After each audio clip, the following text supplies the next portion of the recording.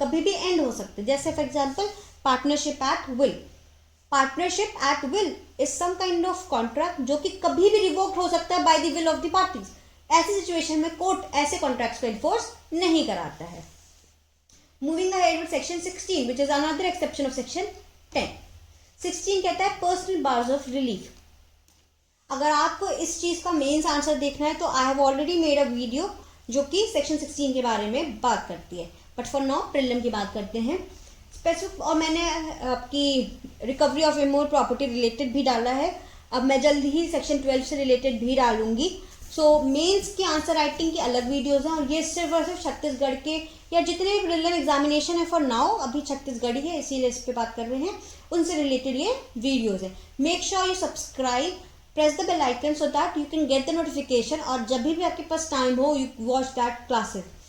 Okay, हाँ जी, section 16 बात कर पर्सनल बार्स टू रिलीफ। ऐसी कौन सिचुएशंस होंगी जहां पर प्लेंटिफ खुद अपने ऊपर एक बार क्रिएट कर रहा है, वो सूट तो फाइल करना चाहता है स्पेसिफिक परफॉर्मेंस के लिए, but he is not coming in the court with the clean hands and thereby he is been barred from claiming the possession. वो जब होगा जब वो पहला सब्स्टिट्यूटरी परफॉर्मेंस ही करा लेता है कॉन्ट्रैक्ट का। सेकंड, जब वो इनकेपेबल ऑफ परफॉर्मेंस है, खुद ही वो अनसाउंड माइंड का हो गया है, लीगली इनकेपेबल है, मेंटली इनकेपेबल है या फिजिकली इनकेपेबल है। तीन टाइप्स ऑफ इनकैपेसिटी की बात की गई है, legal, mental and physical incapability की। या फिर कोई essential term of the contract है उसी को वायलेट कर रहा है।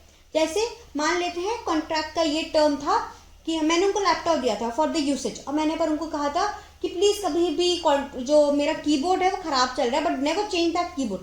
ही चेंज दैट कीबोर्ड। तो कॉन्ट्रैक्ट जिस बेसिस में दिया गया था उसमें एक एसेंशियल था कि इंग्रेडिएंट कि आप मेरे कीबोर्ड को नहीं चेंज करेंगे।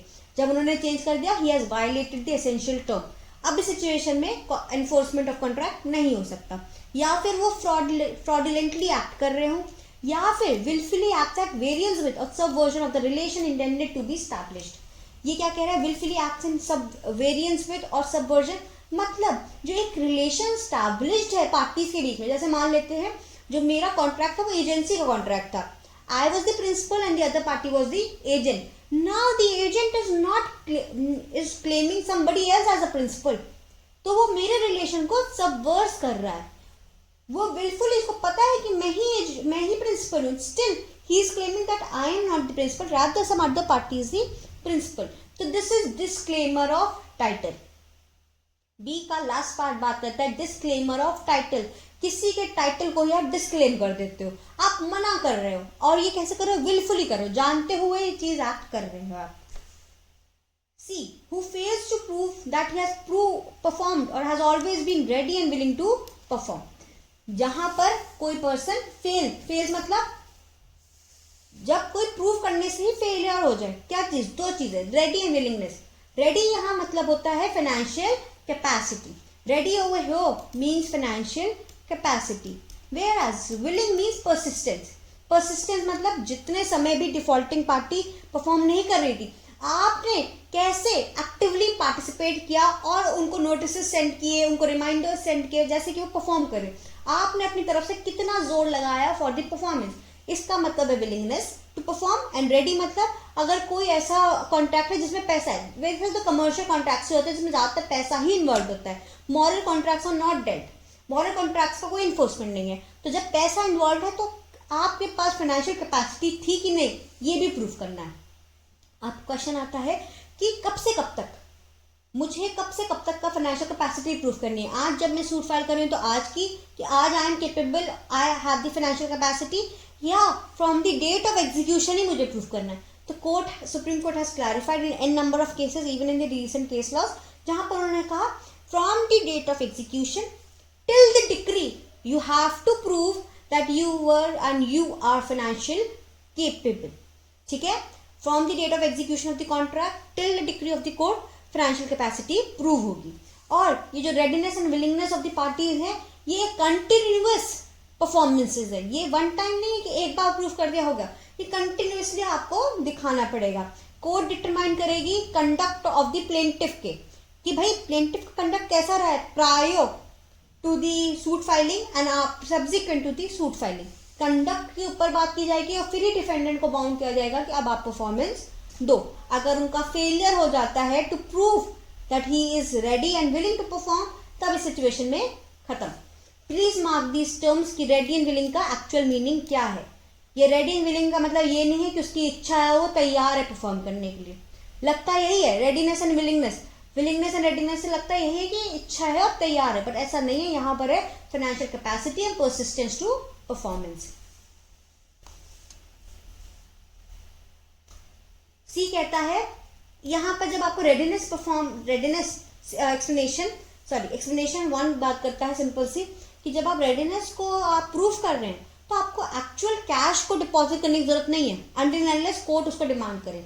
आपको सिर्फ अपनी जैसे बैंक डिटेल्स हो गई, पासबुक हो गई, ये सब आप दिखा दो कोर्ट को, that is more than sufficient. Understood?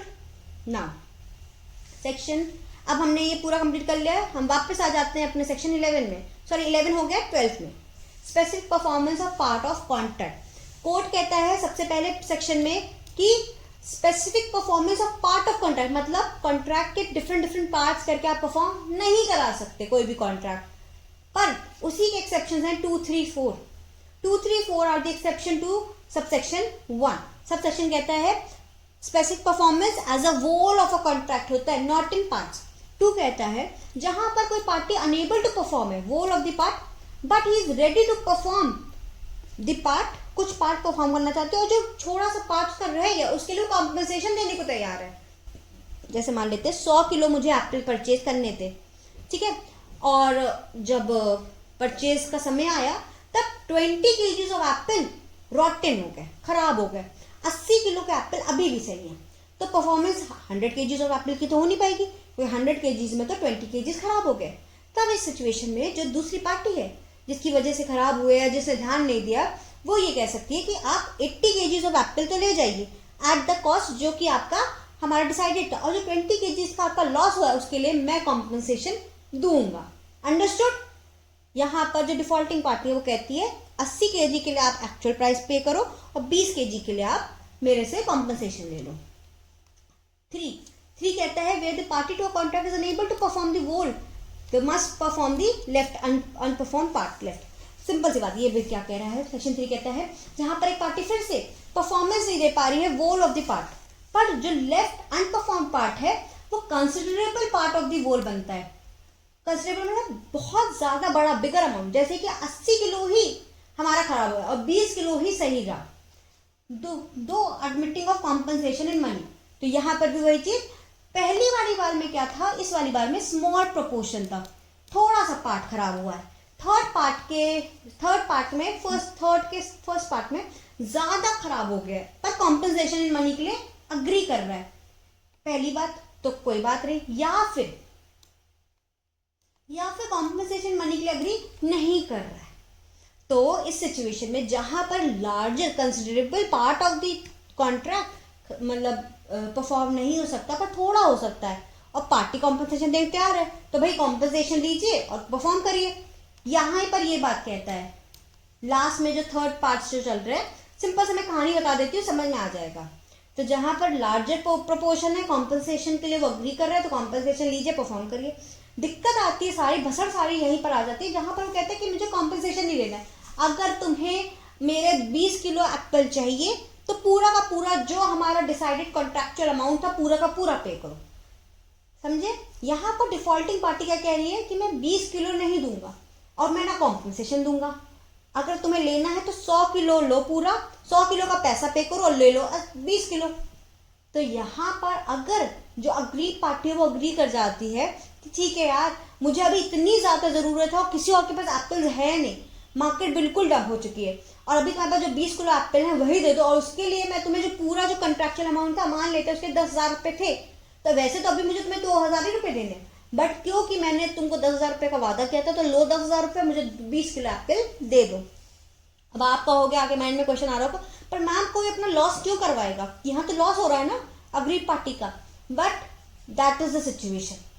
क्यों? क्योंकि अब होता नहीं है तराजू में वेट सबसे ज्यादा किसके साइड है, तराजू में वेट ही डिफॉल्टिंग पार्टी के साइड है, क्योंकि मार्केट में अब एप्पल्स बचे ही नहीं है, और जो अग्री पार्टी है उसको एप्पल्स चाहिए, नीड है। कभी कभी होता है आप एक्स्ट्रा प्राइस पे करते हो और वो पार्ट परफॉर्मेंस ऑफ कॉन्ट्रैक्ट में अगर पार्टीज एग्री कर रही हैं तो court will enforce that contract. Understood? अगर आपको जरा सा भी डाउट हो section 12 related, so don't worry, I will be uploading soon, you will be getting a video on section 12 जो कि मेंस में अच्छे से मैं विद एग्जांपल्स एक्सप्लेन करूंगी एक पोर्शन को, तो make sure you watch that video for a better understanding. 4 कह रहा है specific performance of part of contract can be done, but ये जो पार्ट ऑफ कॉन्ट्रैक्ट है अगर ये सेपरेबल है, क्योंकि 1 में तो उसने बोल दिया था, सब सेक्शन 1 में तो 12 के बोल दिया गया कि specific performance of part of contract नहीं हो सकता, तो 4 में आ कहता है हो सकता है अगर वो सेपरेबल है। 13 कुछ राइट्स की बात कर रहा है ऑफ परचेजर और lessee against the person with no title और इम्परफेक्ट टाइटल।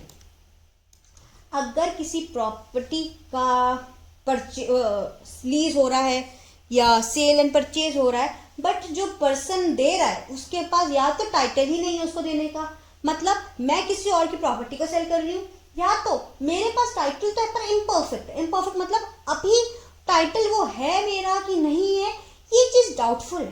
तो या तो डाउटफुल टाइटल हो या तो टाइटल ही ना हो, उस सिचुएशन में दूसरी जो कि अग्रीड पार्टी है, जिसने प्रॉमिस कर लिया है कि हाँ भाई मैं परचेज करना चाहता हूँ या हाँ मैं रेंट पे इस प्रॉपर्टी में रहना चाहता हूँ, उसको क्या क्या राइट्स मिलेंगे।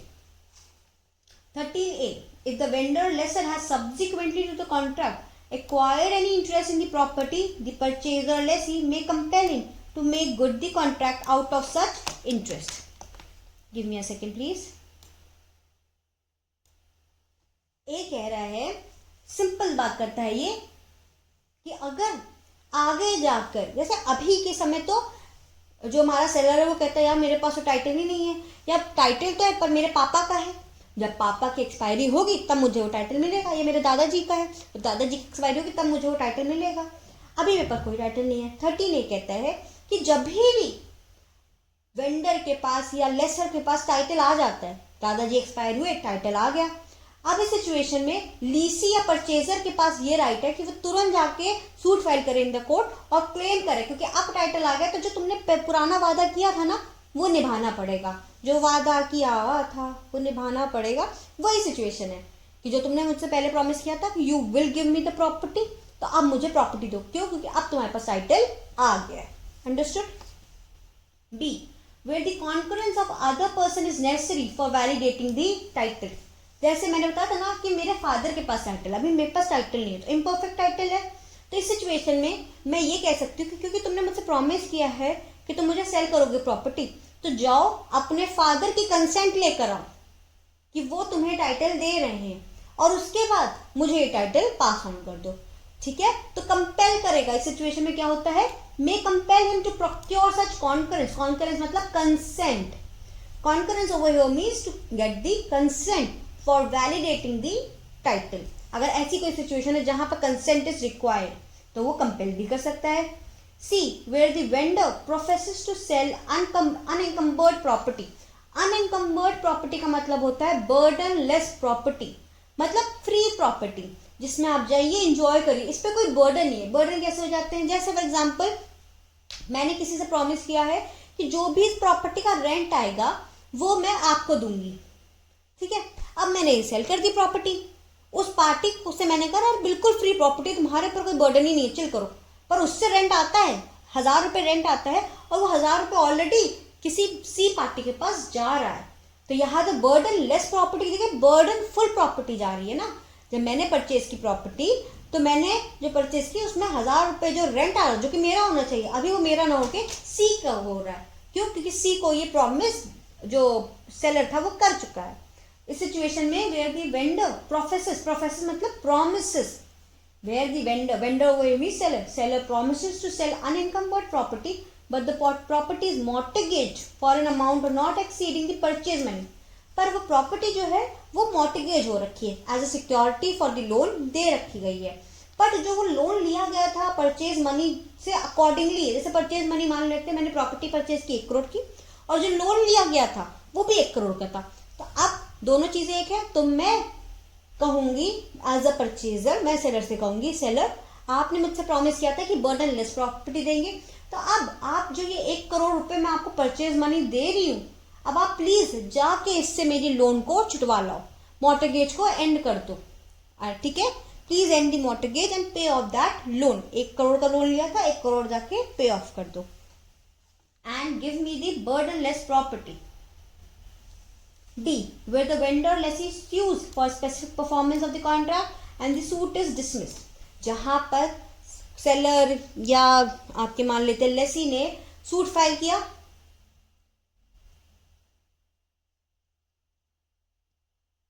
ओके सॉरी वेंडर और लेसर ने, सॉरी सेलर या लेसर ने सूट फाइल किया फॉर स्पेसिफिक परफॉर्मेंस और वो सूट डिसमिस हो गया क्योंकि इम्परफेक्ट टाइटल, तो टाइटल ही नहीं था, कैसे परफॉर्मेंस कराएंगे, डिसमिसल हो गया। तो वेंडी या फिर वेंडी कह रही हूँ, हाँ वेंडी या फिर परचेजर आप मान लो या तो लीजी, इनके पास क्या क्या राइट है, ये राइट है कि कोई भी अगर उन्होंने पैसा दे रखा हो, एनी डिपॉजिट वापस हो जाएगा with interest, cost and lean on such deposit and interest. मतलब अगर आपने कोई 1000 रुपये या 20,000 रुपये अपना सिक्योरिटी दे रखा था तो वो रिटर्न हो जाएगी क्योंकि सूट तो डिसमिस हो गया, अब तो परफॉर्मेंस हो ही नहीं पाएगी। कोई उस पर इंटरेस्ट लग रहा होगा तो वो लग जाएगा, कॉस्ट आपकी कोई होगी तो कॉस्ट का पैसा मिल जाएगा, मतलब सारा टोटल सारा पैसा आपको वापस मिल जाएगा अगर कोई सूट भी डिसमिस हो जाती है। सेक्शन 13 से ये तो सवाल आते हैं जो मैंने आपको एक्सप्लेन किए हैं। बात है कि यहाँ पर प्रॉपर्टी जो है वो बोथ प्रॉपर्टीज है, इमूवेबल प्रॉपर्टी भी है सेक्शन 13 के अंदर और मूवेबल प्रॉपर्टी भी है, ठीक है। Contract for the sale of और हायर भी है और साथ में परचेज और लीज भी है, याद रखिएगा। Section 13 applies to both movable and immovable property.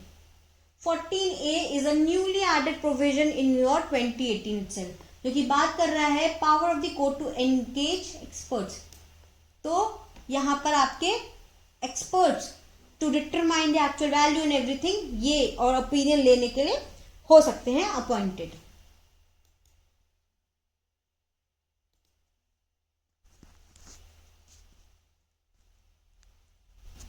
Moving ahead with section 15. Section 15 talks about who may obtain specific performance. किन किन पर्सन के पास राइट है कि वो स्पेसिफिक परफॉर्मेंस का सूट फाइल कर सकते हैं। तो कोई भी पार्टी कर सकती है, सबसे पहली बात तो कोई उनके रिप्रेजेंटेटिव इन इंटरेस्ट या प्रिंसिपल कर सकते हैं, कोई कॉन्ट्रैक्ट सेटलमेंट का, कोई सा भी कॉन्ट्रैक्ट है तो उनका बेनिफिशियरी कर सकता है, सेटलमेंट मैरिज और कॉम्प्रोमाइज कॉन्ट्रैक्ट कोई बेनिफिशियरी कर सकता है, कोई टेनेंट फॉर लाइफ एंटर्ड हुआ है तो कोई उनके रिमाइंडर में, टेनेंट फॉर लाइफ मतलब पूरी जिंदगी भर के लिए टेनेंट रहने का वादा, तो कोई बच रहे हैं जो लोग रिमाइंडर में वो कर सकते हैं, रिविजनर इन पोजेशन कर सकता है, रिविजनर इन रिमाइंडर कर सकता है, कोई LLP है लिमिटेड लाइबिलिटी पार्टनरशिप तो वो कर सकती है, कोई न्यू कंपनी एमैलगमेट हुई है तो वो कर सकती है, प्रमोटर कर सकते हैं जिन्होंने एंटर किया था, सॉरी कंपनी कर सकती है on the behalf of the promoters, तो ये सब लोग हैं। और यही सिमिलर चीज आपकी 19 में दी गई है, किन किन के अगेंस्ट सूट फाइल हो सकता है, तो मैं उस चीज को डील नहीं करूंगी। Make sure you read section 15 and 19 by your own. 16 we have dealt with, 17 आ जाते हैं।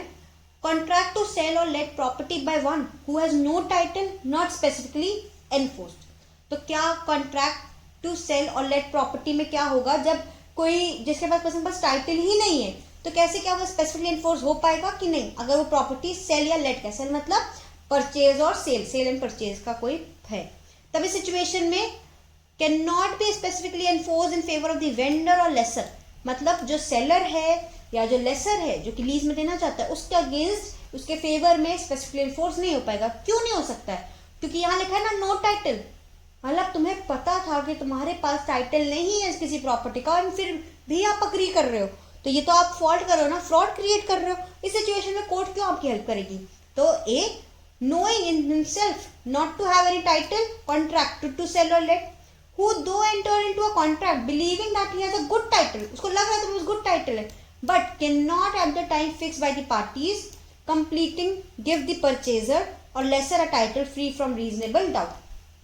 तो दो सिचुएशन में specifically performance of contract related to cell और परचेज नहीं हो सकता। सेल और लेट मतलब सेल या फिर लीज करने का नहीं हो सकता again in the favour of lessor या परचेज सेलर। दो सिचुएशन क्या है, पहली जब उसको खुद ही नॉलेज थी कि उसके पास टाइटल नहीं है, दूसरी उसको नॉलेज थी कि टाइटल है या नहीं, उसको डाउटफुल सिचुएशन था। और जब बारी आए कि भाई 2 महीने बाद अब ट्रांसफर करना है प्रॉपर्टी, तब तक वो डाउट जो था वो क्लियर नहीं कर पाया। इन दोनों सिचुएशन में प्रॉपर्टी नहीं हो सकती। यहाँ पर भी सेक्शन 17 बात कर रहा है इमूवेबल एंड मूवेबल प्रॉपर्टी दोनों की। सेक्शन 13 में जो बात की गई है वही सेक्शन 17 में बात की गई है, मूवेबल और इमूवेबल प्रॉपर्टी रिलेटेड ही। ठीक है, वहां सर्कमस्टांसेस थे, यहाँ पर बिल्कुल क्लियरली लिखा है एनफोर्स नहीं हो सकता। वहां rights of the lessor and lessee थे, sorry your purchaser and lessee थे। 18 non enforcement except with variation. Court कहता है जब भी प्लेंटिफ आएगा सीकिंग स्पेसिफिक परफॉर्मेंस, कौन सीक कर रहा है? प्लेंटिफ सीकिंग स्पेसिफिक परफॉर्मेंस, जो कि इन राइटिंग में है। To which the defendant set up a variation, variation मतलब कुछ चेंजेस जो डिफेंडेंट ने सेट किए। The plaintiff can not obtain the specific performance except with the variation so setup. मतलब अगर प्लेंटिफ चाह रहा है स्पेसिफिकली कोई कॉन्ट्रैक्ट को परफॉर्म कराना, डिफेंडेंट में उसने चेंजेस कर रखे हैं, तो कोर्ट तब तक एनफोर्स नहीं करा सकता, तब तक परफॉर्मेंस नहीं करवा सकता जब तक कि प्लेंटिफ खुद से उन जो चेंजेस हुए उसको एक्सेप्ट ना कर ले।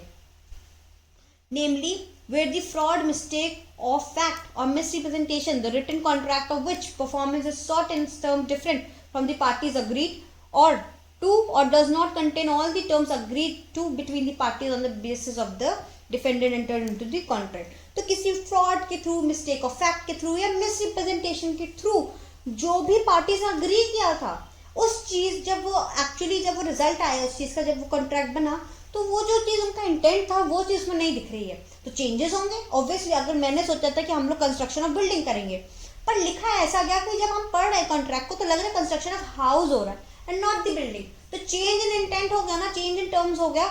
इस सिचुएशन में हम परफॉर्मेंस अगर कराना चाह रहे हैं तो हमें जो कॉन्ट्रैक्ट में चेंजेस करवाने हैं कि भाई हाउस से हमको बिल्डिंग कन्वर्ट करनी है तो हमको करवाना ही पड़ेगा, तभी स्पेसिफिकली परफॉर्म हो सकता है। Where the object of the parties was to produce a certain legal result which is not calculated to produce, where the parties have subsequently to the execution of contract varied its term। जब एक बार contract का execution हो गया उसके बाद parties, यहाँ पर दोनों पार्टीज की बात की जा रही, प्लेंटिफ और डिफेंडेंट दोनों ही मिलके कुछ चेंजेस कर देते हैं इन टर्म्स में, तब सिचुएशन में प्लेंटिफ को एक्सेप्ट करने पड़ेंगे वो टर्म्स, तभी एनफोर्समेंट हो पाएगा। 19 प्लीज रीड इट, कौन कौन के पार्टी अगेंस्ट सूट हो सकता है। 20 वी हैव ऑलरेडी डेल्ट। 20 अगर मैंने बताया नहीं हो तो मैं फिर से बता देती हूँ। It is an amended act, amended provision by 2018 amendment act. 2018 में ये प्रोविजन को अमेंड किया गया था and that is why it becomes very important. 28 बात कर रहा है special provision for contracts relating to infrastructure projects. यहाँ सिंपली बात की जा रही है कि कोई भी इंजंक्शन ग्रांट नहीं हो सकती इन रिलेटेड टू सूट्स जहां पर इंफ्रास्ट्रक्चर का कोई भी बात की जा रही होगी। ठीक है, कोई भी contracts related to infrastructure projects हैं तो कोई भी इंजंक्शन पास नहीं हो सकता।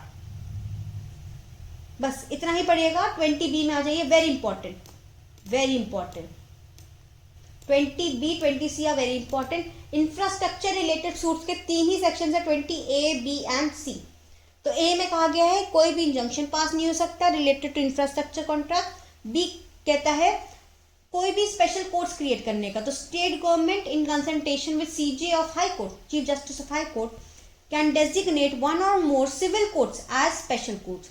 तो कोई भी एक या एक से ज्यादा सिविल कोर्ट्स को स्पेशल कोर्ट बनाया जाएगा। अब क्या इंपॉर्टेंट है इसमें याद रखना कि who is the authority who has the power to go ahead and designate these या मेक दीज स्पेशल कोर्ट्स, वो कौन है? State government in consultation with CJ of high court. 20C कहता है एक्सपीडिशियस डिस्पोजल ऑफ सूट्स, कितनी जल्दी in suits का disposal होगा अगर कोई सूट फाइल हो रहा है रिलेटेड टू इंफ्रास्ट्रक्चर प्रोजेक्ट्स। और क्यों इंजंक्शन पास नहीं हो सकता? क्योंकि वो डिले कॉज करेगा। इंफ्रास्ट्रक्चर को क्रिएट करने में ये प्रोजेक्ट्स ऐसे ही इतने लंबे ड्यूरेशन के लिए होते हैं, उसमें इंजंक्शन कर देंगे तो और लंबा हो जाएगा, इसीलिए। तो ये जो स्पेशल कोर्ट्स है इनकी ड्यूटी है कि डिस्पोज ऑफ करना है within a period of 12 months from the date of service of summons to the defendant। very important, कब से? 12 महीने का समय दिया जा रहा है from the date of service of summons to the defendant, provided extend हो सकता है for the period not exceeding 6 months। तो 12 प्लस 6 मंथ का समय, जनरल लॉ है कि 12 महीने के अंदर डिस्पोज ऑफ करना है, extended up to 6 more months। कब से? जब से डिफेंडेंट को समन्स दे दिए गए। वेरी इंपॉर्टेंट, पूछा आपसे ये भी जाता है और ये भी लिखा होता है। 21 is the power to award compensation. In any suit for specific performance of the contract, the plaintiff may also claim compensation for its breach. In addition to such performance, अगर कोई सूट फाइल हो रहा है by the agreed for the specific performance, तो in addition मतलब specific performance के साथ साथ वो compensation भी claim कर सकते हैं. पहले क्या था, यहाँ पर आप वन साइटेशन देख ही सकते हैं. तो पहले था in alternative, either in addition और इन सब्सटीट्यूशन ऑफ. मतलब या तो स्पेसिफिकली परफॉर्मेंस का सूट फाइल करेंगे, अगर आप कोर्ट से कहते हैं कि अगर आप स्पेसिफिकली परफॉर्म नहीं करा पाए तो मुझे कॉम्पनसेशन दे दीजिए, इन सब्सटीट्यूशन ऑफ कॉम्पनसेशन दे दो. बट अब ये है कि स्पेसिफिक परफॉर्मेंस के सूट के साथ साथ आप कॉम्पनसेशन ले सकते हैं. सिर्फ और सिर्फ कॉम्पनसेशन का सूट फाइल नहीं हो सकता for going ahead with the contract related thing. Understood. तो 21 बात कर रहा है कि court has the power to grant compensation but in addition to specific performance, or even the plaintiff has a right to file and claim compensation in addition to specific performance. Or in determining the amount of any compensation, subsection 4 क्या कह रहा है, in determining the amount of any compensation awarded, the court shall be guided by the principles specified in section 73 of Indian Contract Act. breach of contract के जो provisions हैं उसको determine, उसी को ही guided होगा. तो आपसे कौन से सेक्शन से कोर्ट गाइडेड होता है ऑफ इंडियन कॉन्ट्रैक्ट एक्ट, ये पूछा जाता है. तो रिमेंबर सेक्शन 73. 5 कहता है कोई भी कॉम्पनसेशन अवॉर्डेड नहीं होगा जब तक कि प्लेंटिफ खुद से खुद वो क्लेम नहीं करता in the plaint. Understood. No compensation will be awarded until unless plaintiff claims the same. और मान लीजिए प्लेंटिफ ने अपनी प्लेंट में क्लेम नहीं किया तो कोर्ट उनको रीजनेबल टाइम पीरियड देता है कि आप प्लीज चेंजेस कर लो और क्लेम कर लो कॉम्पनसेशन. ठीक है, ये इन एडिशन है, नॉट इन सब्सटीट्यूशन और in alternative. Very important. 22 power to grant relief for possession, partition, refund of earnest money etcetera notwithstanding anything contained in CPC. Any person suing for the specific performance for the transfer of immovable property may in an appropriate case ask for. कुछ भी CPC में क्यों ना लिखा हो, but अगर कोई भी specific performance of contract related to transfer of immovable property है, किससे related, transfer of immovable property. 22 deals with transfer of immovable property related का स्पेसिफिक परफॉर्मेंस ऑफ कॉन्ट्रैक्ट. इन केसेस में क्या क्या मांग सकता है, क्या क्या दे सकता है कोर्ट, क्या क्या ग्रांट कर सकता है. पोजेशन, भाई हम मांग रहे हैं ट्रांसफर करो तो पोजेशन दिया जाएगा. पार्टीशन एंड सेपरेट पोजेशन, अगर प्रॉपर्टी ऐसी है कि 2-3 लोगों के नाम पे तो पार्टीशन करा के सेपरेट पोजेशन. साथ ही साथ any other relief to which he may be entitled including refund of any earnest money deposit paid by him in case of specific performance is refuse. तो देखिए अगर specific performance of transfer of immovable property का grant हो जाता है तो हम क्या कोर्ट क्या कह सकते हैं कि पोजेशन ले लो, पार्टीशन और पोजेशन ले लो. इन केस वो रिफ्यूज हो जा रहा है तो बी बात कर रहा है रिफ्यूजल की. अगर हम specific performance of transfer of immovable property refuse हो गया तब आप रिफंड करवाइए, जो भी मैंने अर्नेस्ट मनी मतलब सिक्योरिटी अमाउंट जो डिपॉजिट किया था उसको आप रिफंड करवा दीजिए. ठीक है.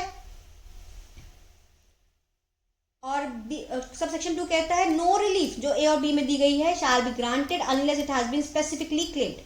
अगर कोर्ट पर्सन ने प्लेंटिफ अग्री पार्टी ने क्लेम नहीं किया है तो कोर्ट हैज नो पावर और no right to granted.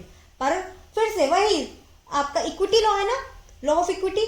Equity करना चाहता है तो अगर आपने क्लेम नहीं किया तो कोर्ट आपको रीजनेबल समय देगा कि आप अपनी प्लेन को अमेंड कर दिए. 23 liquidation of damages not a bar to specific performance. A contract otherwise proper to be specifically enforced may be so enforced through a sum to be named in as in. Simple सी ये बात की गई है liquidation damages not a bar to specific performance में कि मान लेते हैं कॉन्ट्रैक्ट में लिखा हुआ था कि अगर कोई भी ब्रीच ऑफ कॉन्ट्रैक्ट करेगा तो उसको 1 लाख रुपए देना पड़ेगा. लिक्विडेशन मतलब जहां पर कोई भी कॉन्ट्रैक्ट के अंदर अमाउंट मेंशन लो. तो ये चीज सिंपली बिकॉज लिखा हुआ था ब्रीच ऑफ कॉन्ट्रैक्ट के समय आपको 1 लाख रुपए देना पड़ेगा, ये बार नहीं है, ये कोई क्रिएशन ऑफ बार नहीं है कि जो कोर्ट को बार कर देगा कि आप स्पेसिफिक परफॉर्मेंस को ग्रांट ना करें. Very important. 23 is very important. कोई भी लिक्विडेशन का amount is not a bar to go ahead and enforce the specific performance of the contract. ये सिर्फ और सिर्फ स्ट्रिक्टनेस के लिए होता है कि कोई भी पार्टी डिफॉल्ट ना करे. 24 bar of suit for compensation for breach after dismissal of suit for specific performance. अगर आपका suit for specific performance dismiss हो गया, आपने फाइल किया और डिसमिसल हो गया उसको किसी कारणवश, तो आप बार हो जाते हो कि फिर से सूट फॉर कॉम्पनसेशन क्लेम करो। आपको अगर स्पेसिफिक परफॉर्मेंस के समय ही कॉम्पनसेशन क्लेम करनी है, इन एडिशन करिए, नॉट इन सब्सटीट्यूशन। पढ़ा ना हमने 21 में, सिमिलरली हो गई कह रहा है अगर कोई भी डिसमिसल हो रहा है स्पेसिफिक परफॉर्मेंस का, तो आपको कॉम्पनसेशन का फिर से सूट फाइल करने का राइट नहीं है।